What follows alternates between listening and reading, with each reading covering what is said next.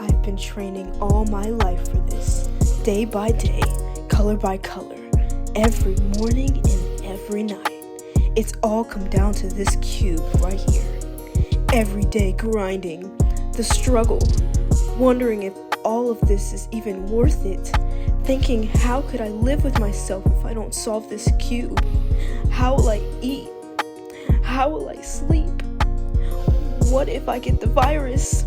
Is Barack Obama even still president? Does McDonald's still sell hash browns? They do, I checked. Everybody is counting on me. If I don't solve this cube, the world might die. Everyone will just evaporate. No, I can't have that.